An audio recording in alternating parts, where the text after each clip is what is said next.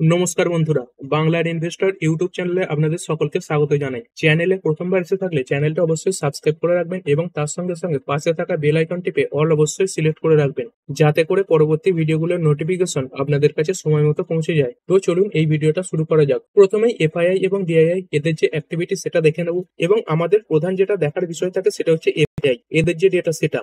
তো গতকালও দেখেছিলাম এফআইআই একটা ভালো পরিমাণে সেলিং করেছিল, প্রায় কিন্তু 2,500 কোটি টাকার কাছাকাছি সেলিং করেছিল। এবং যদি দেখেন আজকের দিনেও এফআইআই তাদের এই সেলিং সেটা চালিয়ে গেছে। তো আজকের দিনে এফআইআই এরা 3,077 কোটি টাকা সেলিং করেছে। এবং যদি ডিআই এর কথা বলি, এরাই 2,469 কোটি টাকার শেয়ার বাই করেছে। তো মোটামুটি যদি দেখেন এই এফআইআই রা কিছুদিন আগে মোটামুটি টানা কেনাকাটা করছিল এবং তারপরে কিছুদিন এই বিক্রি করতে শুরু করেছে। আর এই যে এই ডেটাটা দেখছেন 10,339 কোটি টাকার বাইং, এইটা কিন্তু মান্থলি এক্সপায়ারির দিনে হয়েছিল, মানে এটা অ্যাডজাস্টমেন্টের কারণে হয়েছিল। তো এটা যদি বাদ দিয়ে দেখেন তাহলে কিন্তু টানা 3 দিন এফআইআই ভারতীয় মার্কেটে শেয়ার বিক্রি করলো। এবং এর সঙ্গে সঙ্গে ইন্ডিয়ান যে রুপি সেটাও আবার দুর্বল হচ্ছে, এবং সেই কারণেও এফআইআই দের যে সেলিং সেটা কিন্তু আবার বাড়ছে। এরপরে যদি আমেরিকান মার্কেটের কথা বলি, ডাউ জোন্স এটা 0.65% উপরে রয়েছে। আর নাসডাক কম্পোজাইট এতে কিন্তু পতন দেখা যাচ্ছে। তো এই নাসডাক কম্পোজাইট এটা আমেরিকার যে আইটি ইন্ডেক্স রয়েছে সেটা। তো এই নাসডাক কম্পোজাইটে এত বড় পতনের কারণ কি? যদি দেখেন এই নাসডাক কম্পোজাইটে থাকা একটি স্টক আজকে কিন্তু বড় ক্র্যাশ দেখিয়েছে, এবং সেই স্টকটার নামও দেখতে পাচ্ছেন এই মেটা প্ল্যাটফর্ম, মানে যে ফেসবুক আছে না, হোয়াটসঅ্যাপ আছে, এদের যে পেরেন্ট কোম্পানি সেটাই কিন্তু হচ্ছে এই মেটা। তো এই মেটা এই কোম্পানিতে এত বড় পতন কেন আজকের দিনে দেখা গেল? দেখতে পাচ্ছেন প্রায় কিন্তু 10%-এর কাছাকাছি পড়ে গেছে। তো গতকাল এই মার্ক জুকারবার্গ এনার তরফ থেকে কিছু বয়ান সামনে এসেছে। তো আমেরিকার প্রেসিডেন্ট ডোনাল্ড ট্রাম্প এনার এই বিগ বিউটিফুল বিল এইটার কারণে এই মেটা কোম্পানিটাকে প্রায় $16 বিলিয়ন এককালীন চার্জ কিন্তু পেমেন্ট করতে হয়েছে। তো মার্ক জুকারবার্গ তিনি এটাই বলছেন যে এই পেমেন্টের কারণেই কোম্পানির যে থার্ড কোয়ার্টারের প্রফিট সেটা কিন্তু অনেকটা পড়ে গিয়েছে। আর এটাও বলে রাখি, ইন্ডিয়াতে যখন কোয়ার্টার 2 চলবে তখন আমেরিকাতে কিন্তু 3 নম্বর কোয়ার্টার চলবে, কারণ ইন্ডিয়ার যে ফাইন্যান্সিয়াল ইয়ার সেটা এপ্রিল থেকে শুরু হয়, এবং অন্যদিকে এই আমেরিকার যে ফাইন্যান্সিয়াল ইয়ার সেটা কিন্তু জানুয়ারি থেকে শুরু হয়ে যায়। তো এই এককালীন $16 বিলিয়ন এটাকে পেমেন্ট করার জন্যই রাজ্যের কোয়ার্টার 3 প্রফিট এত পড়ে গেছে, তার কারণে কিন্তু স্টকটা এত বেশি পড়েছে। আর এরপরে যদি কথা বলি, গুগলের যে পেরেন্ট কোম্পানি রয়েছে এই আলফাবেট আইএনসি, তো এই স্টকটা দেখতে পাচ্ছেন প্রায় কিন্তু 4.5%-এর কাছাকাছি বেড়েছে। তো গুগলের এই কোয়ার্টার 3 যে নাম্বার সেটা খুবই ভালো এসেছে। দেখতে পাচ্ছেন কোম্পানির এই যে কোয়ার্টার 3 আর্নিং সেটা কিন্তু রেকর্ড হাই হয়েছে, এবং তার সঙ্গে সঙ্গে মার্কেটের যে অনুমান সেটাকেও বিট করেছে। আর এগুলো তো গেল আমেরিকান মার্কেটের ব্যাপার। এবার চলুন ইন্ডিয়ান মার্কেটে ফেরা যাক। তো এডিআর গুলো কেমন পারফর্ম করছে যদি কথা বলি, ইনফোসিসের এডিআর এটা প্রায় 1% ডাউন হয়েছে। এইচডিএফসি ব্যাংকের এডিআর এটা 0.62% ডাউন। আইসিআইসিআই ব্যাংকের এডিআর এটা 0.44% নিচে রয়েছে। উইপ্রোর এডিআর এটা 0.56% ডাউন। ডক্টর রেড্ডি ল্যাব তো এটা গতকাল প্রায় 8%-এর কাছাকাছি পড়েছিল, এবং আজকের দিনে কিছুটা রিকভারি এসেছে, 0.78% ওপরে রয়েছে। এবং যাত্রা অনলাইন এটা 1.95% ডাউন। এবার চলুন মার্কেটে ফেরা যাক। এই ইন্ডিয়ান এনার্জি এক্সচেঞ্জ স্টকটাতে যদি দেখেন আজকের দিনে হঠাৎ করে একটা পতনও লক্ষ্য করা গেছে। তো এর আগের ভিডিওতে বলেছিলাম কোম্পানিতে কেন পতন এসেছে। যদি দেখেন এই যে অ্যাপটেল রয়েছে, তো এটা কি? এটা তো জানেন আইএক্স এ একটা মার্কেট কাপলিং এর ব্যাপার চলছে। তো এই প্রাইস ডিসকভারিতে আইএক্স এর কিন্তু বর্তমানে মনোপলি রয়েছে। তো এরপরে বলা হচ্ছে একটা সেপারেট বোর্ড গঠন করা হবে। তো সেই বোর্ড গঠন করা হয়ে গেলে কি হবে? আইএক্স এর যে মনোপলি সেটা কিন্তু পুরোপুরি ভাবে নষ্ট হয়ে যাবে, এবং সাধারণ একটা এনার্জি এক্সচেঞ্জ হিসেবে মার্কেটে থাকবে। তো তারই বিরুদ্ধে আইএক্স এরা আদালতে গিয়েছিল। তো সেই ব্যাপারে এই যে আদালত রয়েছে অ্যাপটেল, তারা এই যে হিয়ারিং সেটা কিন্তু বর্তমানে পোস্টপোন করেছে এবং কিছুদিনের জন্য পিছিয়েও দিয়েছে। তো এই মার্কেট কাবলিং এর যে এই প্লি সেটা কবে শোনা হবে দেখতে পাচ্ছেন, এটা এরপরে নভেম্বরের 28 তারিখে শোনা হবে। তো এইখানে যদি আইএক্স এর ফেভারে রায় আসে সেটা আইএক্স কোম্পানির জন্য ভালো হবে। কিন্তু এই মার্কেট কাবলিং এর ব্যাপারটা এই আইএক্স এই শেয়ারটাকে কিন্তু বারবার ভোগাচ্ছে। যদি কোম্পানির চার্ট প্যাটার্ন দেখেন, যখনই দেখতে পাবেন বড় বড় পতন এসেছে তখনই কিন্তু কোম্পানিতে এই মার্কেট কাবলিং এর খবর এসেছে। এই মার্কেট কাবলিং এর খবরটা এই কোম্পানির ওপর একটা ঝুলন্ত খাঁড়ার মতো কাজ করছে। তো যখনই মার্কেট কাবলিং এর খবর আসে তখনই কিন্তু এই কোম্পানিটা বড় বড় পতনও দেখায়। তো এটা যদি একবার শর্ট আউট হয়ে যায়,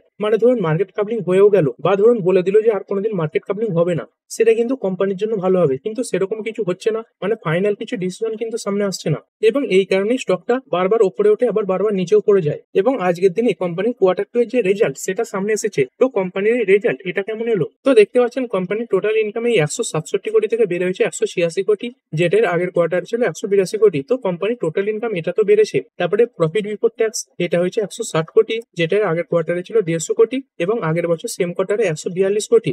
এবং যদি নেট প্রফিটের কথা বলি, এটা 121 কোটি, যেটার আগের কোয়ার্টারে ছিল 113 কোটি এবং আগের বছর সেম কোয়ার্টারে ছিল 106 কোটি। তো দেখতে পাচ্ছেন এই যে ডেটাগুলো সেগুলো ইয়ারলি এবং কোয়ার্টারলি সবই ভালো হয়েছে। তো বর্তমানে এই যে ডেটা সেটা তো ভালো থাকবে, কারণ এই যে মার্কেট কাপলিং সেটা কিন্তু এখনো শুরু হয়নি। যদি ধরুন মার্কেট কাপলিং শুরু হয়ে গেল, তারপরে কিন্তু কোম্পানির এই যে রেভিনিউ প্রফিট এইগুলোর উপর সাময়িকভাবে নেগেটিভ ইম্প্যাক্ট করবে। তবে কোম্পানি বলছে অন্যান্য যে সেগমেন্টগুলো রয়েছে সেগুলোতে তারা অ্যাগ্রেসিভলি কাজ করবে এবং এই এনার্জি এক্সচেঞ্জের দিক থেকে এই কোম্পানিটা কিন্তু একদম একটা টপ কোম্পানি বা 1 নম্বর কোম্পানি বলতে পারেন। এবং কোম্পানির এই যে ইলেকট্রিসিটি ভলিউম, এই ইন্ডিয়ান এনার্জি এক্সচেঞ্জ, এটা কি হয়, এই যে ইলেকট্রিসিটি সেটাই তো ট্রেড হয়, তাই না? সেই যে ভলিউম সেটা দেখতে পাচ্ছেন ইয়ার অন ইয়ার 16.1% বেড়েছে এবং সার্টিফিকেটের যে ভলিউম সেটা বেড়েছে 29.9%। তো মোটামুটি এইবারে কোম্পানির যে রেজাল্ট সেগুলো কিন্তু সবই ভালো এসেছে এবং এই যে রেজাল্ট সেটা মার্কেট বন্ধ হয়ে যাওয়ার পরে এসেছে। তো এটাই দেখার ব্যাপার যে এই রেজাল্টের এফেক্ট আগামীকাল এই শেয়ারটার উপরে পড়ে কিনা। এরপরে শেয়ার মার্কেটের সঙ্গে জুড়ে থাকা একটি company Motilal Oswal financial service, এটা ব্রোকিং বিজনেসেও কাজ করে থাকে, তারপরে মিউচুয়াল ফান্ড বিজনেসেও কাজ করে। তো কোম্পানির রেজাল্ট এসেছে, যদি দেখেন কোম্পানির রেজাল্ট কিন্তু ইনভেস্টরদের হতাশ করেছে। তো দেখতে পাচ্ছেন এই যে ফিগারগুলো সেগুলো সব লাখে রয়েছে, তাই আমরা কোটিতে করবো। কোম্পানির এই যে টোটাল রেভিনিউ এটা কত এসেছে, 1849 কোটি, যেটার আগে ছিল 737 কোটি এবং আগের বছর সেম কোয়ার্টারে কত ছিল 841 কোটি। তো সব জায়গাতেই কোম্পানির এই যে টোটাল রেভিনিউ এটা কিন্তু কমে গেছে। তারপরে যদি প্রফিট বিফোর ট্যাক্সের কথা বলি, এটা হয়েছে 505 কোটি, যেটার আগের কোয়ার্টারে ছিল 1405 কোটি এবং আগের বছর সেম কোয়ার্টারে ছিল 1453 কোটি। তো সব জায়গাতেই কোম্পানির এই পিবিটি এটা কমেছে। তো এরপরে এই যে নেট প্রফিট সেটা কমাও স্বাভাবিক ব্যাপার। তো কোম্পানির এই নেট প্রফিট এটা কত এলো 362 কোটি, যেটার আগের কোয়ার্টারে ছিল 1155 কোটি এবং আগের বছর সেম কোয়ার্টারে ছিল 1121 কোটি। তো কোম্পানির যে রেজাল্ট সেটা কিন্তু খুবই খারাপ এসেছে।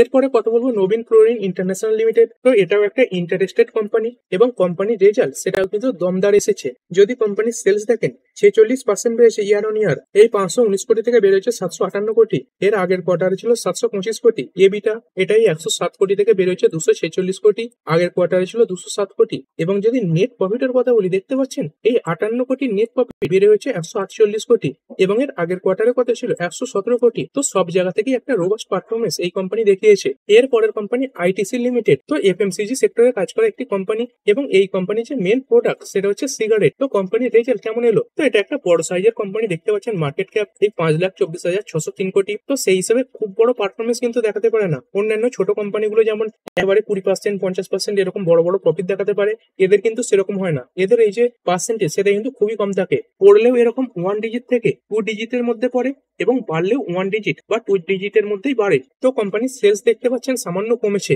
এই 19,990 কোটি থেকে পড়ে হয়েছে 19,502 কোটি। এটা কোয়ার্টারলিও ডাউন হয়েছে। এবং যদি নেট প্রফিটের কথা বলি, 5,054 কোটি নেট প্রফিট, এটা কিন্তু 3% বেড়েছে, বেড়ে হয়েছে 5,187 কোটি, কিন্তু কোয়ার্টারলি ডাউন হয়েছে। তো কোম্পানির এই যে এফএমসিজি রয়েছে এবং সিগারেট রয়েছে, এদের যে বিজনেস সেগুলো কিন্তু ভালো পারফর্ম করেছে এবং এর সঙ্গে সঙ্গে দেখতে পাচ্ছেন মার্কেটের যে অনুমান সেটাকে কিন্তু এই কোম্পানি বিট করে গেছে, মানে ভালো পারফরমেন্স দেখিয়েছে। কোম্পানির নেট প্রফিট এসেছে 5,180 কোটি, তো মার্কেটের অনুমান ছিল 5,062 কোটি। তো দেখতে পাচ্ছেন অনুমানের থেকে নেট প্রফিট বেশি। কিন্তু যদি রেভিনিউর কথা বলি, তো এটা এসেছে 18,021 কোটি, যেখানে মার্কেটের অনুমান ছিল 19,220 কোটি। মানে প্রফিটে এই এস্টিমেটকে বিট করলেও এই রেভিনিউর দিক থেকে কিন্তু এস্টিমেটকে মিস করে গেছে।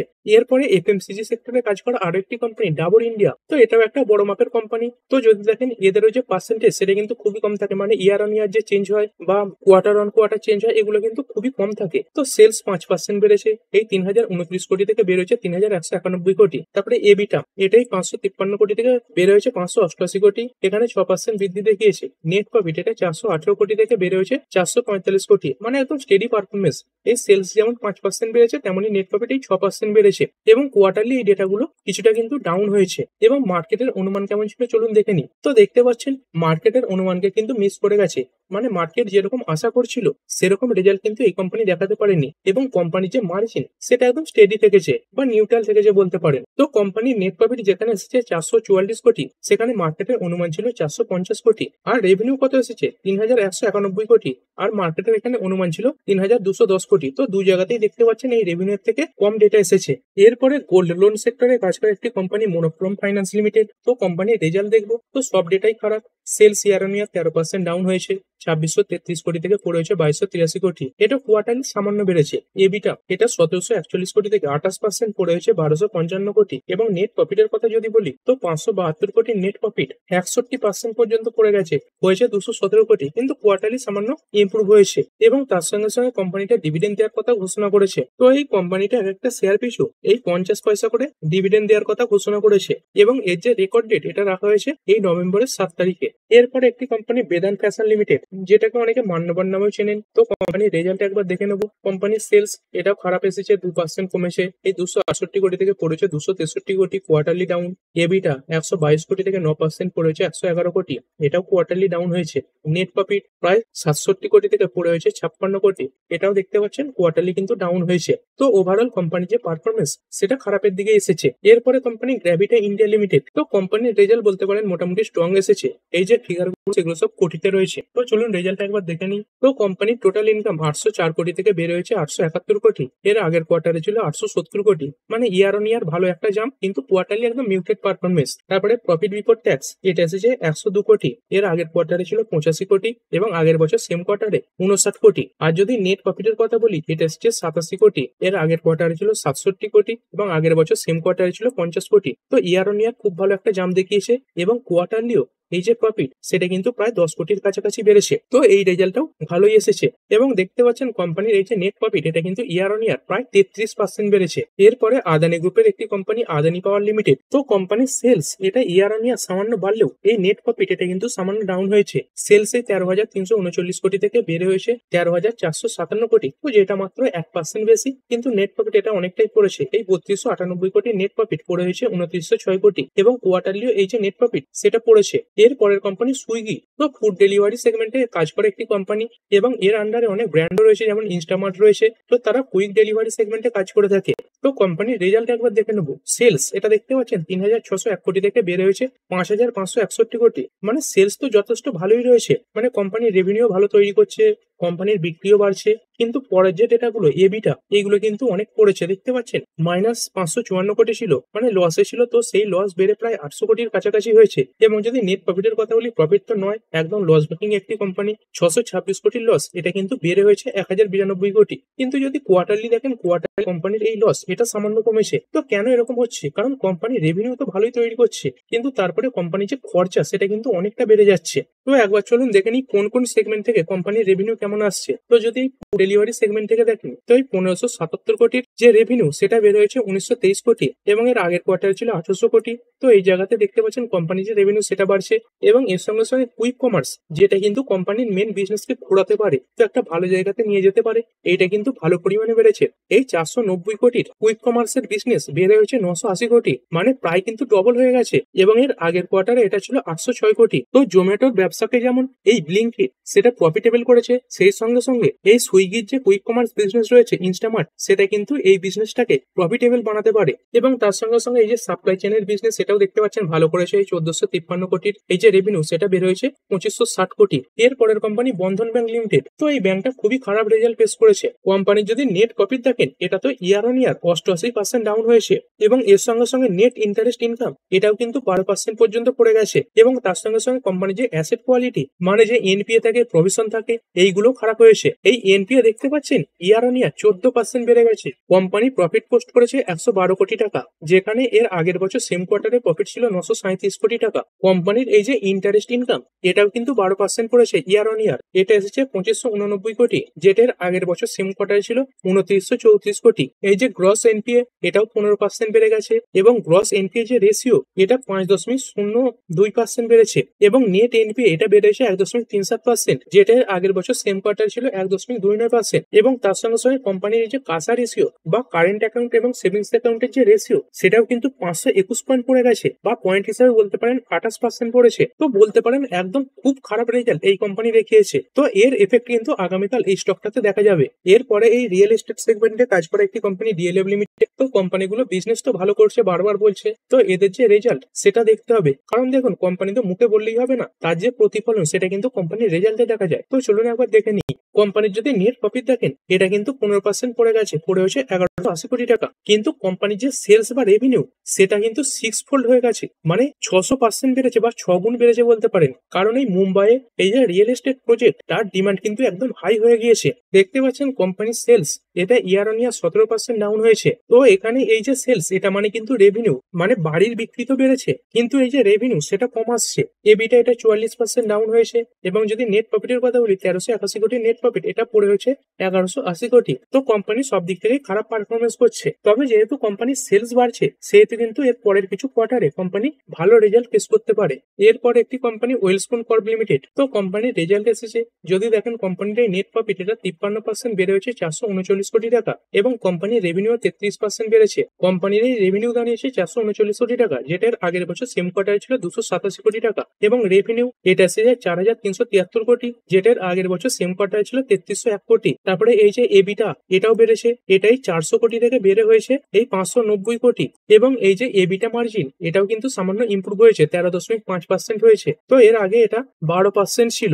এরপরে এই রিয়েল এস্টেট সেগমেন্টে কাজ করা আরো একটি কোম্পানি লোধা ডেভেলপার্স। তো এই কোম্পানির রেজাল্ট কেমন এলো? এর কিন্তু প্রফিট প্রায় 84% বেড়েছে, বেড়ে হয়েছে 778 কোটি টাকা। এবং কোম্পানির রেভিনিউ এই 44% বেড়ে 3798 কোটি টাকা। তো যেখানে মার্কেটের অনুমান ছিল 3158 কোটি টাকা। তো দেখতে পাচ্ছেন রেভিনিউ ভালো এসেছে, এবং তার সঙ্গে সঙ্গে মার্কেটের অনুমানের থেকে বেশি। এবং প্রফিট যেটা এসেছে 778 কোটি টাকা, সেখানে মার্কেটের অনুমান ছিল 547 কোটি। তো কোম্পানির রেজাল্ট এমনিতে ভালো এসেইছে, তার সঙ্গে সঙ্গে মার্কেটের অনুমানের থেকেও অনেকটা ভালো। তো এই কারণে আগামীকাল ফোকাসে থাকতে পারে।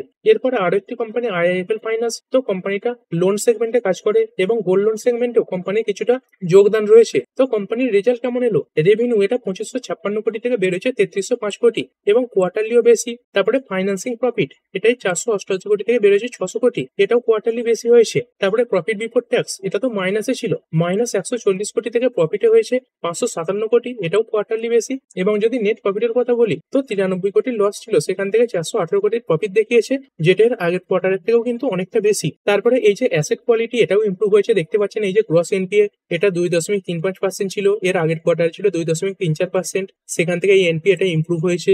এবং নেট এনপিএ এটা ছিল 1.06%, এর আগের কোয়ার্টারে ছিল 1.13%, যেটা এবার এসেছে 1.02%। তো কোম্পানির রেজাল্ট সব দিক থেকেই মোটামুটি ভালো। এর পরের কোম্পানি ইনভেঞ্চুরাস নলেজ সলিউশন লিমিটেড। তো কোম্পানির রেজাল্ট পড়বো তার আগে দেখে নিই এই যে ফিগার গুলো, সেগুলো কিন্তু সব মিলিয়নে রয়েছে। তো কোম্পানির টোটাল ইনকাম দাঁড়িয়েছে 784 কোটি টাকা, যেটার আগের কোয়ার্টারে ছিল 743 কোটি, এবং আগের বছর সেম কোয়ার্টারে ছিল 647 কোটি। তো কোম্পানির টোটাল ইনকাম এটা ইয়ারলি এবং কোয়ার্টারলি ভালো। তারপরে প্রফিট বিফোর ট্যাক্স, এটা কত? 227 কোটি, এর আগের কোয়ার্টারে ছিল 194 কোটি, এবং আগের বছর সেম কোয়ার্টারে 143 কোটি। তো এই পিবিটি এটাও ইয়ারলি এবং কোয়ার্টারলি ইমপ্রুভ হয়েছে।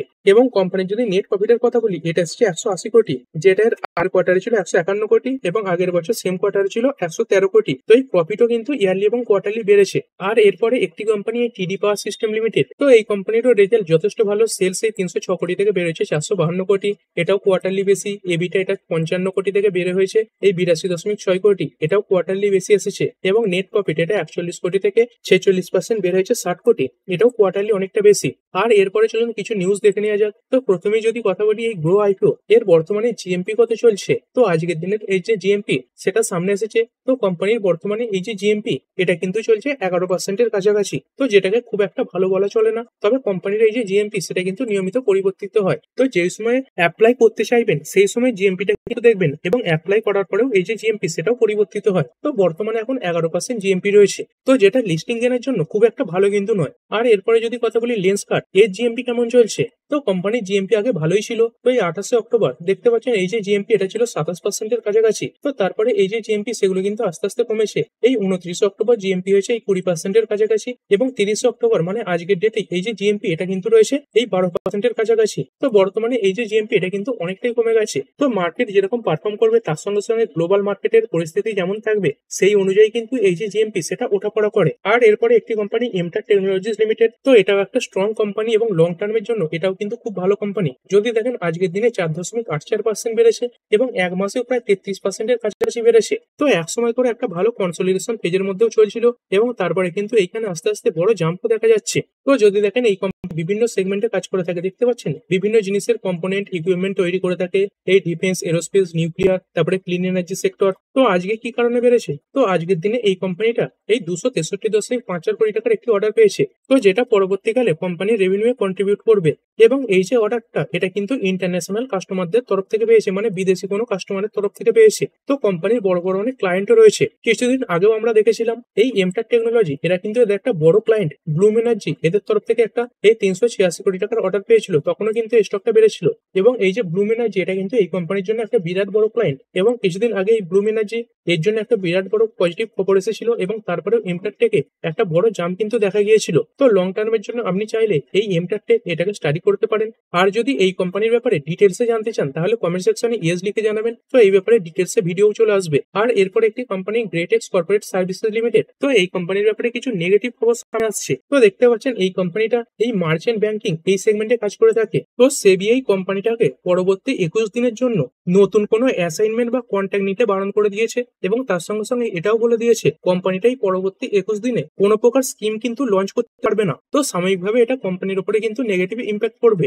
আর এরপরে চলুন গোল্ড এবং সিলভারের যে প্রাইস সেটা একবার দেখে নিই। তো জেরেমি পাওয়েল যেটা এই বক্তব্যের পরে দেখতে পাচ্ছেন এই গোল্ডের প্রাইসে কিছুটা উত্থান লক্ষ্য করা গেছে। এই 0.41% বাড়া রয়েছে এবং যদি সিলভারের কথা বলি এটা তো 1.5%-এর কাছাকাছি বেড়ে এই মুহূর্তে ট্রেড করছে। আর ইন্ডিয়ান রুপি এটা তো আবার আস্তে আস্তে দুর্বল হয়েই যাচ্ছে দেখতে পাচ্ছেন। একসময় এই 88.78-এর কাছ থেকে কিছুটা শক্তিশালী হয়ে নিচে নেমে এসেছিল, কিন্তু আবার আস্তে আস্তে সেই একই জায়গায় কিন্তু ফিরে চলেছে। তো এটা মার্কেটের জন্য একটা মাথা ব্যথার কারণ হতে পারে। আর ক্রুড অয়েল কি বলছে? তো ক্রুড অয়েল কন্ট্রোলের মধ্যেই রয়েছে, সেরকম বড় কোনো ওঠাপড়া এই মুহূর্তে কিন্তু লক্ষ্য করা যাচ্ছে না। আর ভিডিও শেষে চলুন আমেরিকান মার্কেটে একবার দেখে নিই। তো ডাও জোন্স এটা টপ লেভেল থেকে সামান্য নিচে পড়েছে, 0.22% উপরে ট্রেড করছে। আর এই নাসডাক কম্পোজাইট এটা কিরকম পারফর্ম করছে? নাসডাক কম্পোজাইটে এই পতন আরো ভারী হয়েছে দেখতে পাচ্ছেন। এই মুহূর্তে নাসডাক কম্পোজাইট 1% নিচে রয়েছে। তো ঠিক আছে বন্ধুরা, আশা করছি ভিডিওটা আপনাদের ভালো লেগেছে। আপনি চাইলে এটাকে লাইক এবং শেয়ার করতে পারেন। আর শেয়ার মার্কেট সংক্রান্ত ডেইলি নিউজ আপডেট পেতে চ্যানেলটা সাবস্ক্রাইব করে রাখবেন এবং পাশে থাকা বেল আইকনটি টিপে